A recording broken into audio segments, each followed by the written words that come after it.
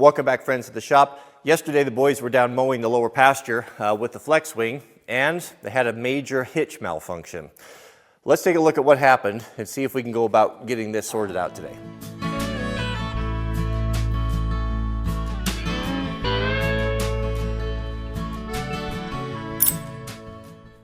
This is the tongue on the flex wing. It's actually quite a brilliant little joint. It can move multiple axes here, nice bearings on the inside. What happened here, what wasn't the boys' fault, it was totally my fault. Stitching time saves 9, cutting corners. I thought I could get away with using 1 bolt because I didn't have a drill bit big enough, or I don't have a way to drill a hole through that heavy steel. And I loaned my plasma torch out, so I like, what's the worst thing that could happen? Well, this is the worst thing that could happen. So what happened, looks like, is this bolt didn't get tightened. It goes through here.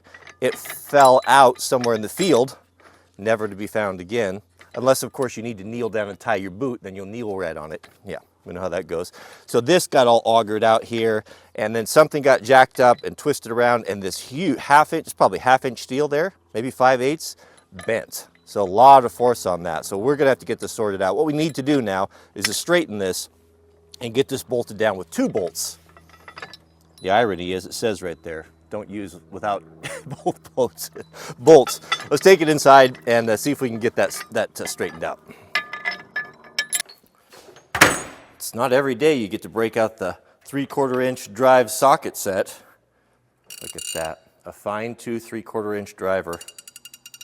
That gives me the fizz. All right, so we gotta figure out how to get this bolt off. I was messing around with this a little bit, and I can get a socket on here, obviously, but I can't get a wrench on the back of that because this is bent. So let's put this in the vise. Let's put some serious heat on this and see if we can roll this back in there, get this off, and then get a hole augured in there somehow and that bolted up and fit nice and tight so it doesn't slop around.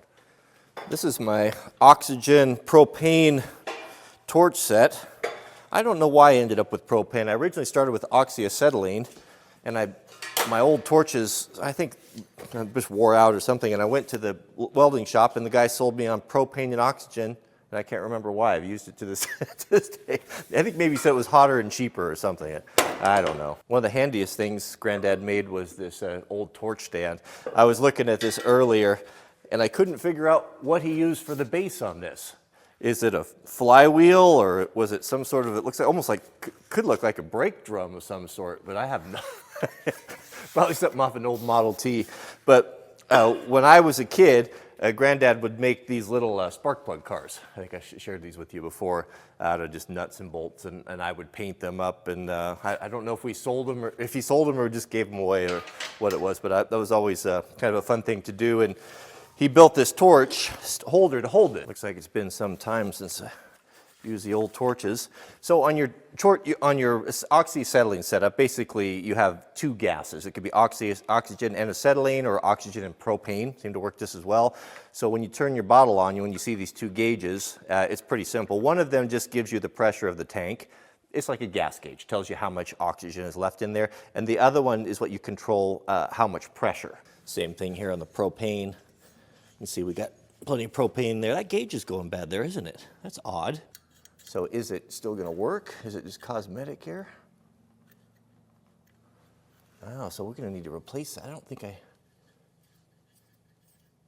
is the regulator still working? That's the question. I'll bet it is, yeah. We're just gonna have to guess on that. Good grief, guys, I almost had a heart attack. You won't believe what happened. I was standing here, and a great big gray digger ran through there, squeaking, and ran right over my foot and over here, jumped out of my skin. It happened so quick. My goodness, I don't know if I'm comfortable having him in here anymore, as aggressive as he is.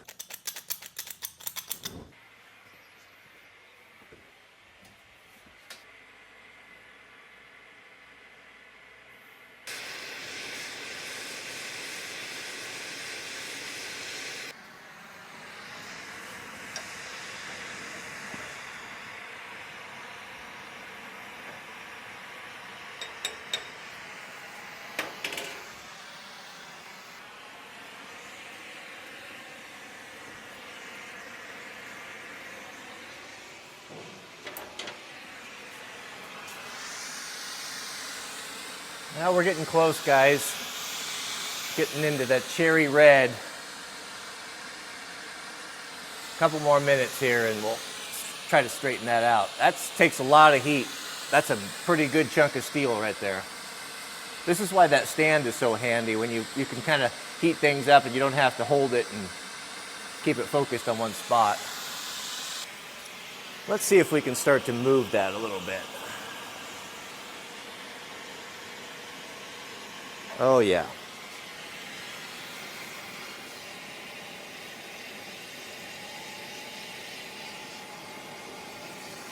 Okay. I think we're good. Whoop.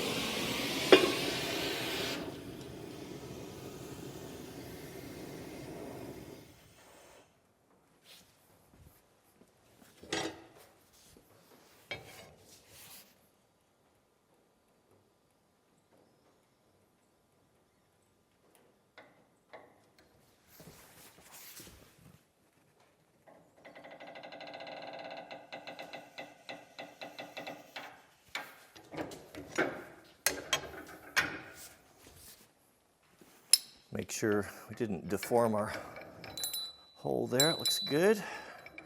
Okay, now we can get a wrench on that guy. Picked it up again. I learned my lesson slow. Twice I picked up that red hot nut. My gloves are hard and crunchy now. Burnt the leather. I'm gonna put that back in the water, I think. Here's what we got and what we're gonna need to do. So this bolt here, I've never been able to get it tight. I don't know if there's something wrong with the thread, but obviously, you know, it's all that play. We want to get rid of that. So I don't think I'm going to have any bolts this big. I'm going to run down to, we've got a big logging shop down the road. I know some of the guys, and I know they deal with some heavy duty stuff. They might be able to sell me something. So what I want to do is get a new bolt that's the same diameter, a little bit shorter. We'll get some washers in there, and then we'll heat this maybe one more time as we tighten that up and get that nice and tight. Then we'll get another bolt and we'll have to drill through this drawbar, which is a full inch thick. Harnessing the power of Hollywood movie magic, it's 24 hours in the future. So I went to my hardware store yesterday. Actually, we have an awesome Napa, and thanks to the logging industry, we actually have a really great variety. I was surprised that you could buy 1-inch bolts. If that wasn't enough, how about with nylock nuts? They even had a coarse and fine option. I couldn't believe it. The downside is, how much do you think these 3 bolts and 10 or so washers cost? $72. Guys will say, oh, I know where you can get those cheap. Oh, yeah, okay, well, I need them today, right? So sometimes you just have to bite the bullet. But that's a case in point.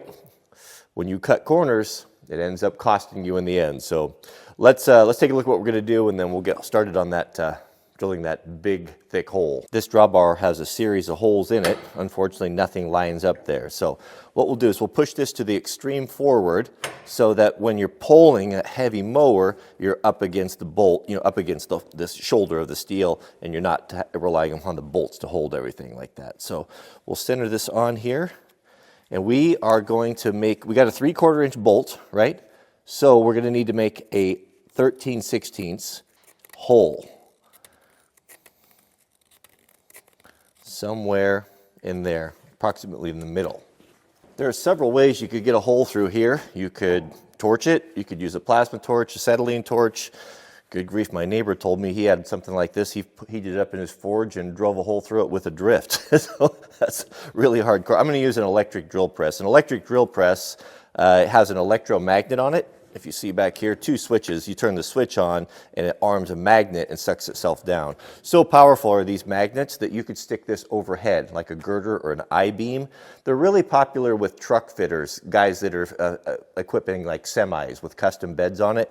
This low profile design allows you to get it up underneath, up on top like the frame rail, and you can punch holes in anything, anywhere, in any situation. Here you can see the electromagnet on the bottom. You can see how it throws there. Let me show you the bits. These are Hogan Rotolock bits. They're a little bit different than a normal drill bit. and that they are a kind of have a quarter turn proprietary lock in there. Now you have to use a pilot with them, so you take these little guys here, and then that fits into the back. Now there's a spring up inside there that this will push out of the way, but that gives you a place to start. That way you can put a little center punch hole, get lined up, and then drill through, and then this will just recess up out of the way. To install the bit, it's just that quarter turn. You can see that little groove cut in there, so you go in there until you find the flat quarter turn to the right, and that's it. No chuck, no nothing. I'm afraid that drill press might not have enough throw to get all the way through this. It's pretty thick, so I'm gonna mark the center here, and then we can transfer that line around. So it's kind of hard to do this after the fact, after you've already drilled the hole. That's why where you center punch, if you scribe that, transfer that line around, now we can put the drill from the other side and make that final connection right here.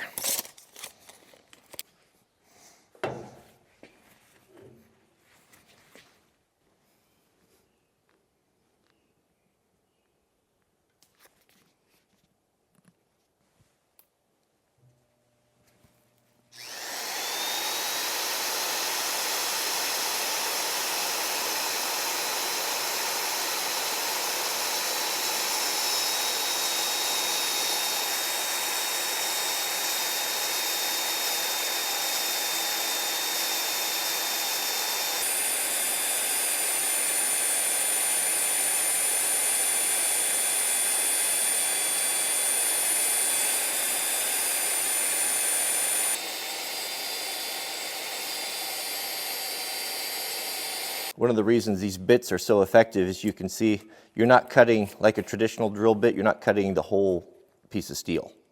So you're only cutting a little center out of it, so much less material to remove.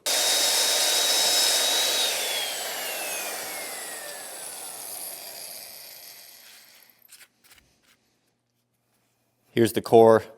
You can see slightly misaligned on there. It's hard to come in from two sides.